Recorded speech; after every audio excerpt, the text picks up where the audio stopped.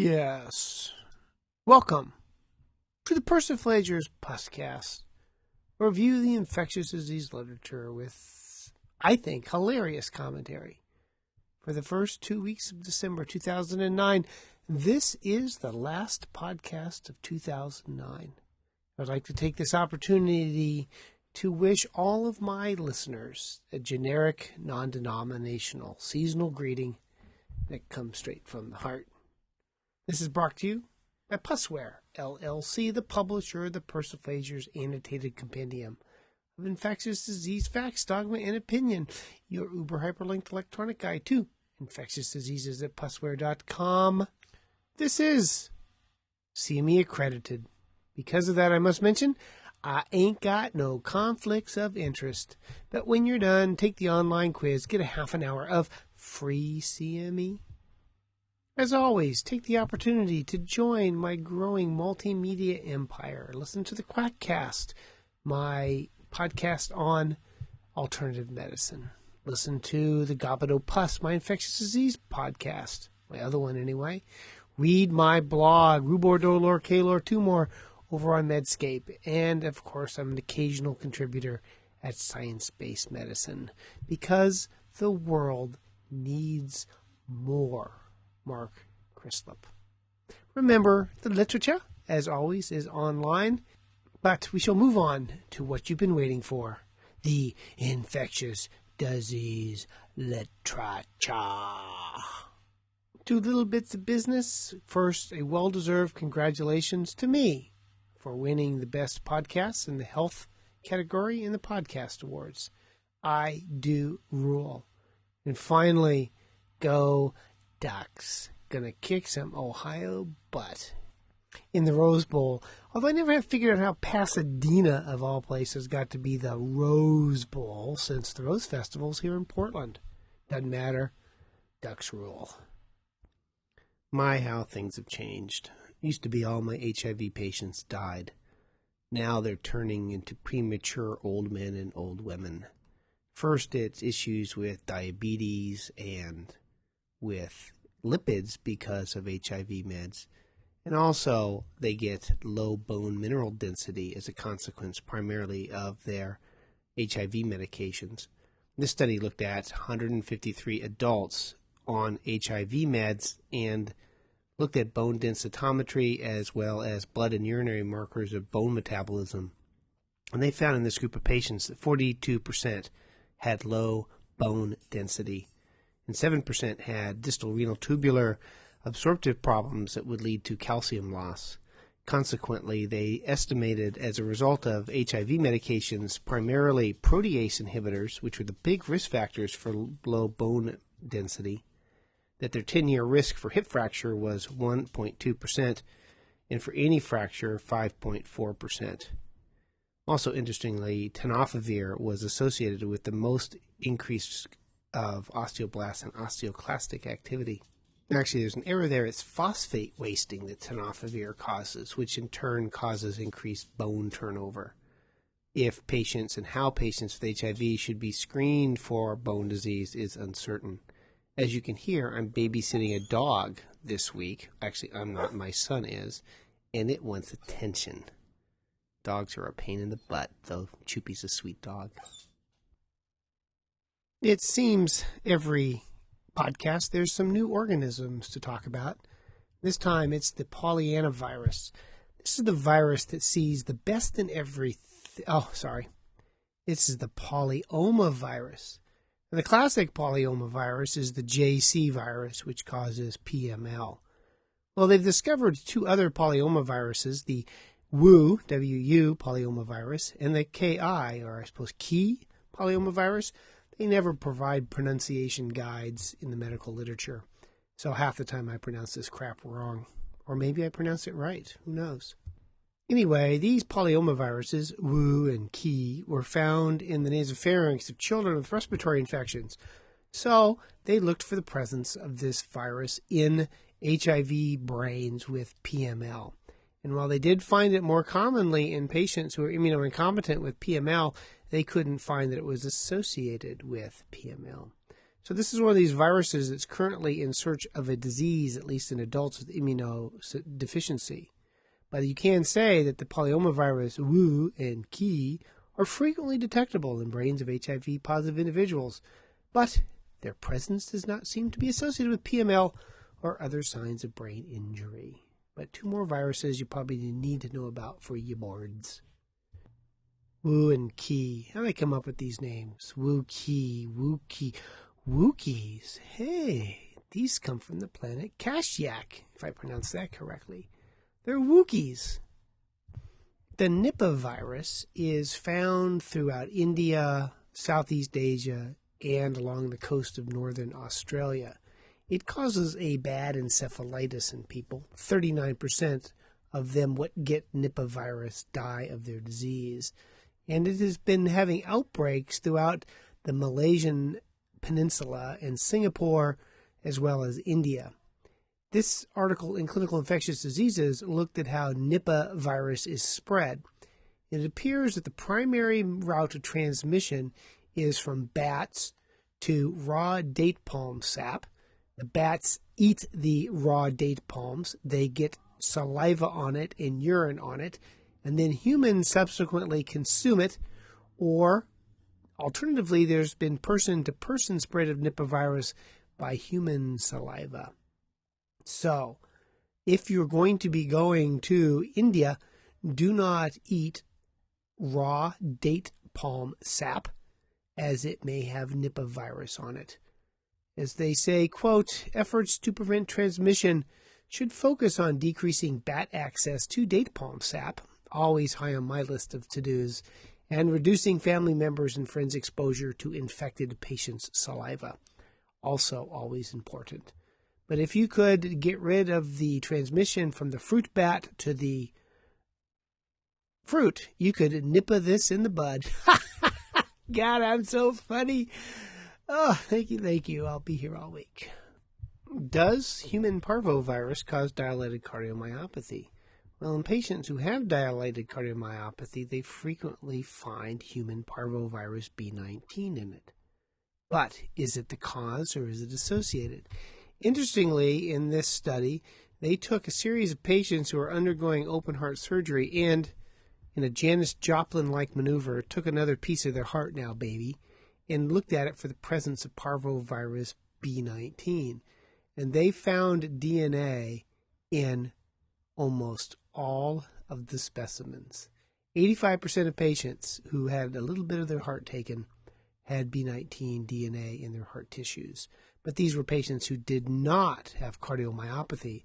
So it appears that parvovirus B19 can persist in heart tissues for prolonged, if not lifetime, periods of time without causing disease. Compare and contrast. In the rest of the world, they're really doing the job against measles. In the year 2000, there were 733,000 deaths due to measles. That's a lot of deaths, all in kids. Subsequently, worldwide, there's been a big push to vaccinate children worldwide, and the number of deaths in 2008 was 164,000. That's amazingly good. The rest of the world is increasing their measles vaccination rates, and as a result, measles and measles death are declining. The exception to this, of course, is the United States and Great Britain, where fears of the MMR and its link to autism have decreased the incidence in some populations of measles vaccination. There was a study out of California last year published in the LA Times that showed that some schools, or as they call them, alternative schools, have a 5% vaccination rate in their kids.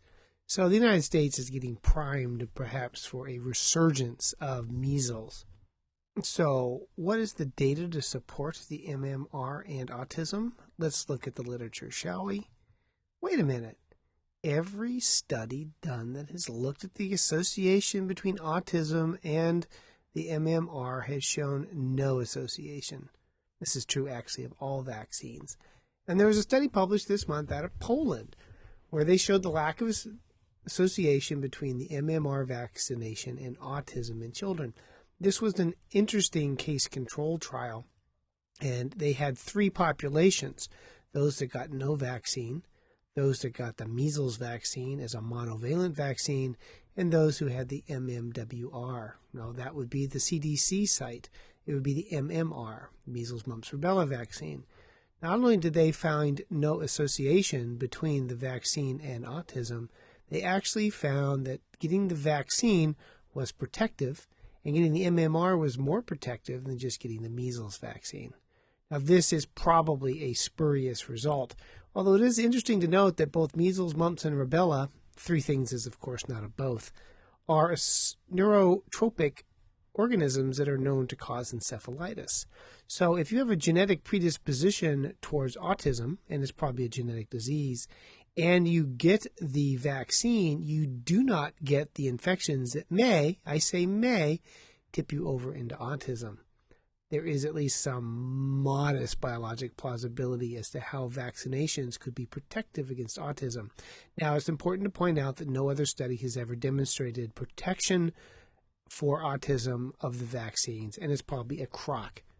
But next time you get some anti-vaccine loon telling you that the vaccines are associated with autism, which is not true, you can point them to the Polish study that shows that getting the vaccine was protective. Of course, the anti-vaccine wackaloons are not particularly associated with reality as I understand it, so this study will have no effect on their pathologic belief systems. Rabies, of course, is still a problem, and it'd be nice if you could not have it in your wild animal populations. Now, one of the things that they've come up with is a vaccinia virus. They took a human vaccinia virus and modified it, made it attenuated, and then they stuck rabies DNA into it. Not the whole virus, you can't get rabies from it, but the key proteins that develop immunity in animals. And what they do is they take this virus, this attenuated genetic mutant, mix it into fish meal in plastic bags, and airdrop them all throughout the United States. Then the foxes and the raccoons eat the bait. They then get multiplication of the vaccinia virus in their mouth and subsequently develop resistance to rabies. Pretty clever, huh? Well, it's clever unless you're the poor person who must have Murphy's Law named after her. So she's picking blackberries. She scratches up her hands on blackberry thorns, as is always the case. This is in Pennsylvania. Her dog finds one of these bait packets, bites it, and ruptures it. She picks up the bait packet, wondering, what the hell is this?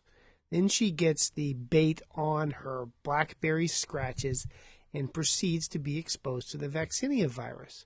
No big deal, except she is on suppressor medications for her inflammatory bowel disease. Talk about a confluence of bad luck. She has to be picking blackberries. They happen to scratch her. Her dog happens to find a pack. Their dog happens to bite the pack. She happens to pick up the pack, inoculating the vaccinia virus into her hand. This is really a Rube Goldberg way of getting vaccinia. And then she developed localized vaccinia on her hand. She did fine. She got immunoglobulin and medications. But talk about an odd way to get an infection. Now, they are using these bait packs all across the American Northeast in an attempt to get rid of rabies in the epizootic focus. So they've done it from Maine to Alabama and Texas.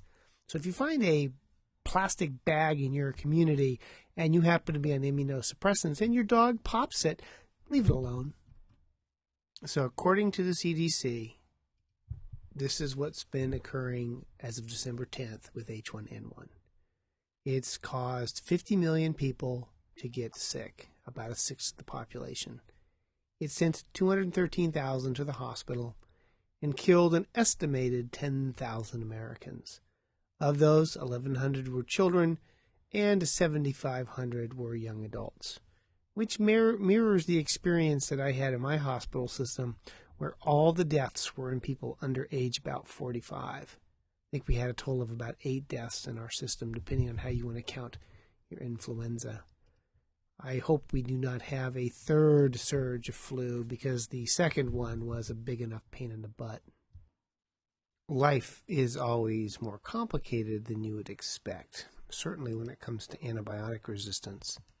Now, I've been called wrong because I call antivirals antibiotics, but antivirals are antibiotics. They're just not antibacterials. Now, this study looked at the evolution of mantidine resistance in Japanese influenza A virus strains. And a curious thing happened in Japan in the early part of this century. First, the H1N1 was circulating as two strains, an amantadine-resistant strain and an amantadine-susceptible strain. This was the seasonal flu, not the swine flu. The same thing was occurring with the H3N2, the other influenza A strain circulating in Japan that time. Then an interesting thing happened.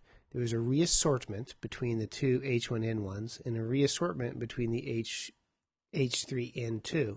As a result of this reassortment, the amantadine-susceptible strain predominated in the H1N1 the following year, and the amantadine-resistant strain predominated in the H3N2 strain. Why that is unknown, but it is most curious how one susceptible reassortment dominated and one resistant reassortment did not. The frequency of amantadine resistance in H1N1 in Japan in 2005 season was 25%. It went up to 100% in 2006. Then in 2007 fell to 15%, and then in 2008 fell to 0. So I guess the Borg were wrong. Resistance is not inevitable. But it was an interesting evolutionary divergence where one mixing of the genes led to a predominantly resistant strain and one mixing of the genes led to a predominantly susceptible strain of influenza A. In another study in antimicrobial agents and chemotherapy, they suggest that based on the genetic of the influenza A virus, that it was not drug pressure that was causing the development of resistance of influenza A to amantadine, but other factors. You all remember Bartonella bacilliformis, of course. This is found in the Peruvian Andes. It is associated acutely with Arroyo fever, or Carrion's disease, and in the chronic phase, Verruga peruana, or the Peruvian wart. Now, you're not likely to see this in the United States, though people do travel to Peru, Ecuador, and Colombia. So somebody may bring that to the United States. The key thing about this particular organism is it's intrinsically resistant to quinolones, which is unusual for Bartonella species, but so says the International Journal of Infectious Diseases. And who am I to argue with an international journal? There are beaucoup Bartonella species out there, including Bartonella rochliemia, which is newly described in about 2007 in a young lady who had fevers, splenomegaly, and anemia, and a rash after travel to Peru. This is actually found throughout the United States, and they've found now Bartonella rochliemia in raccoons and coyotes in California. The people doing this study were sent blood from a fox from Paris and found it was in the Parisian fox as well. B. rochliemia has also been found in a dog in Greece. So this probably appears to be a widespread Bartonella that can on occasion be spread to human beings. And it's probably a cause of what we like to refer to in infectious diseases as a tetracycline deficiency syndrome. Europe has been having a resurgence of tularemia, primarily Spain and some in France and Switzerland. It's also endemic with a slightly different strain in Sweden. The strain in Sweden is Francisella tularensis subspecies holarctica, whereas the strain in the United States is Francisella tularensis subspecies tularensis. To give you an idea of the disease, they were having between 27 and 698 cases a year, which is contrasted with Missouri, which has been having 40 to 60 a year. So they're having much more tularemia in Sweden than they are in the United States. Now, what's interesting is that it's a slightly different disease in Sweden as well. In Sweden, it's from mosquito bites. They get an influenza-like illness with a skin ulcer and regional lymph nodes, the classic ulceral glandular form of tularemia. Now, what's interesting is what it's associated with in Sweden also is the restoration of wetlands. And 2 outbreaks were associated with 2 specific areas where they had increase in human usage due to wetland restoration, which led to an increase in the animal and mosquito population and subsequent spread of tularemia to these patients in Sweden. So every time we help the environment, it comes back to bite us in the ass. Rousseau notwithstanding, nature is a dangerous place. This seems to be the zoonotic epidemiology podcast. This was a study that looked at pumas, not the shoe, but the animal, and bobcats, and the seropositivity to Yersinia pestis, the cause of bubonic plague. Now, it has been found that there have been occasional cases of people who've gotten Yersinia pestis from mucking about with bobcat corpses. Not something I would do routinely. And it turns out that pumas and bobcats are seropositive for Yersinia pestis about 20% of the time. This means that it is a potential reservoir for infection. It turns out that these animals do not die of Yersinia pestis, but recover from their illness most of the time. The fun thing was the person who got to draw the blood. Here, kitty, kitty, kitty, come here, kitty, let's draw some blood. Actually, they were done on hunted specimens. But it does make a nice visual image nonetheless. So, is BV, bacterial vaginosis, a sexually transmitted disease? I'm going to quote from the article here. Quote, 2 widely cited studies have identified BV in virginal women, and these studies have contributed to the belief among clinicians and researchers that BV could therefore not be an STI. One study was conducted involving female American military recruits, the other conducted in North American gynecology clinics, where participants were the classmates of the daughters of the gynecology staff. Both studies were conducted in environments that may have deterred participants from reporting accurate sexual histories, unquote.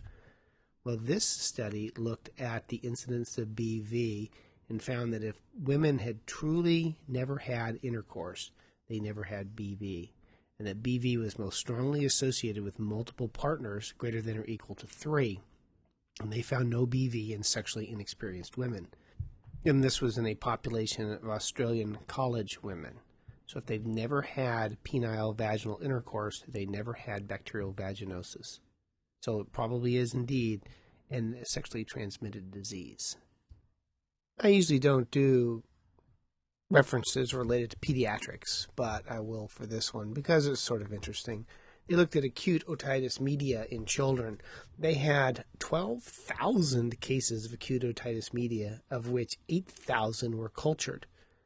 Of these, 48% were due to Haemophilus influenza, 42% were due to Streptococcus pneumoniae, 4.8% were due to Moraxella catarrhalis, and 4.3% were due to group A strep. So you can see that strep pneumoniae and Haemophilus influenza are still a gruesome twosome for causing acute otitis media in kids. But they compared the clinical pattern of kids who had Moraxella catarrhalis with other organisms in their acute otitis media, and they found the following, quote, M. catarrhalis is characterized by a higher proportion of mixed infections, a younger age at diagnosis, a lower proportion of spontaneous perforation of the tympanic membrane, and no mastoiditis. So there, compare and contrast Moby Dick and Huckleberry Finn, or Moraxella catarrhalis and Haemophilus influenza otitis media. You have 35 minutes. You know, I'm 52 and I'm many years out of college, and I still occasionally have test anxiety dreams. I guess I have PTSD from college. I wonder if I can sue University of Oregon. Go Ducks! We have a Christmas tradition in our household where we give out African dwarf frogs to everybody who visits. And maybe that's not such a good idea, as there's a recent outbreak of salmonella in 25 states that have affected 48 people that have been tied to African dwarf frogs. They've cultured the water that these frogs come in, and they found the Salmonella typhimurium that's been associated with the outbreak. As they suggest in the editorial about another reason not to kiss a frog, you should not place pet habitats in kitchens or in kids' bedrooms, and pets should not be allowed to roam freely throughout the house. This is in reference to the variety of amphibians, frogs, salamanders, and newts. It turned me into a newt. And reptiles, turtles, lizards, snakes, and Republican congressmen have all been linked to salmonella infections. So be wary of those sort of cold-blooded creatures. So, have you ever heard of phlegmonous colitis? PC? We're going to be PC here. I haven't. Phlegmonous colitis, and I'm going to quote here from the article, was first recognized in 1975. It remains exclusively an autopsy finding and is found in 2.5% of post-mortem patients with cirrhosis. This disease shows preferential involvement of the cecum, phlegmonous changes in the submucosa, and bacterial infections. The study then that was reported shows that this may be a source of gram-negative bacteremia in patients with cirrhosis. They had 3 patients who had cirrhosis and sepsis who had phlegmonous colitis on biopsy of their cecum. This is curious because I have a cirrhotic patient with E. coli bacteremia right now in the hospital, and I do not know why. Perhaps this is this rare entity of phlegmonous colitis. I got a CT of the patient, of the abdomen, but I haven't had him get a colonoscopy yet. Maybe I need to do that. Looking for PC. By the way, in case you're interested, there are now over 20 million citations on PubMed. The 20 millionth, which came out in 2009, is entitled Long-Term Impact of Municipal Sewage Irrigation on Treated Soil and Black Locust Trees in a Semi-Arid Urban Area of Iran. That's the 20 millionth PubMed citation. I wonder if they got a little award for that. I always say that everything is infectious in etiology, and this is probably true of bisphosphonate-related osteonecrosis of the jaw.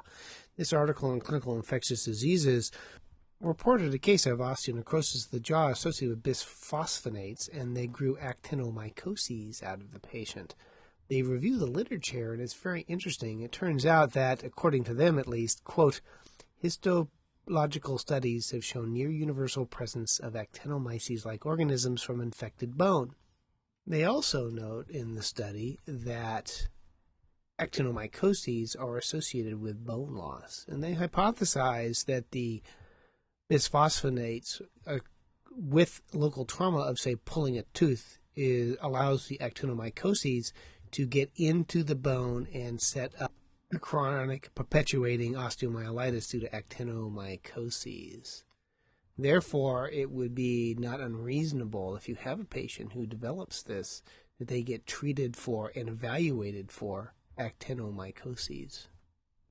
And as long as we're on the topic of actinomycoses, it's apparently, at least in this study from Clinical Infectious Diseases, associated with chronic granulomatous disease.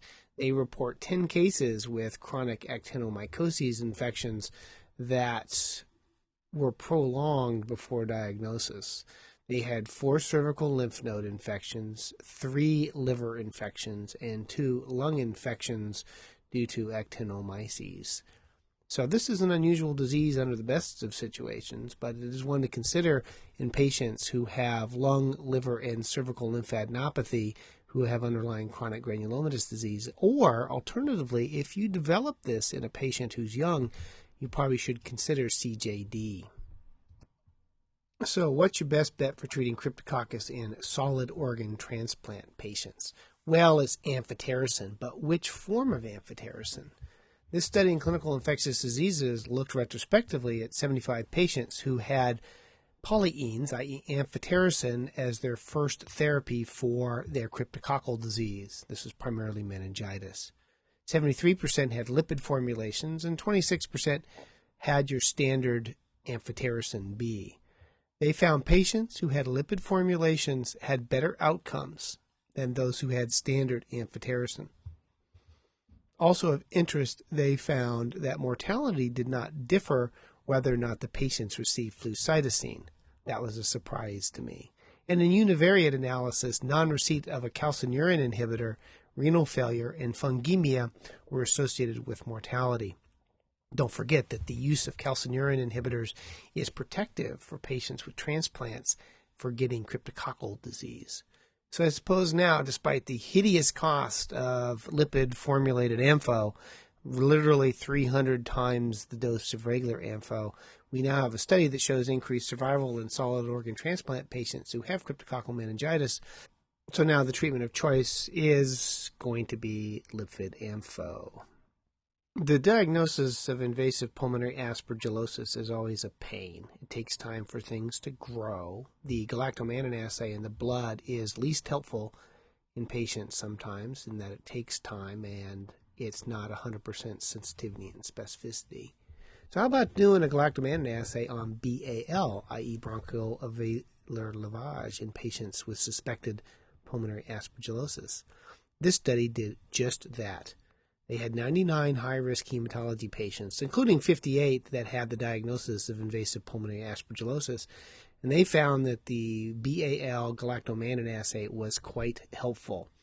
They found the positive predictive value was 76% and the negative predictive value, which is very good, of 96%. And they found that in comparison with culture and microscopy, that it had improved sensitivity.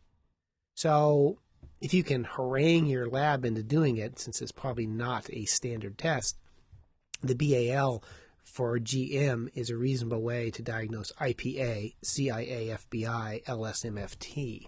Sorry, I get carried away with acronyms. Invasive fungi are a pain, of course, and difficult to diagnose. And another adjunctive test besides cultures and biopsies may be the 1,3-beta-D-glucan assay. This is a common substance found on the cell walls of most fungi.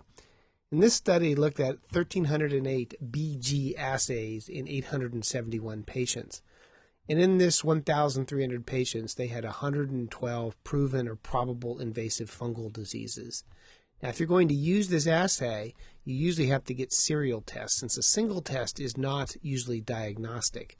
And that the more often they did the test, usually on a weekly basis, the higher probability they did at finding an invasive fungal infection. There are things that interfere with the assay.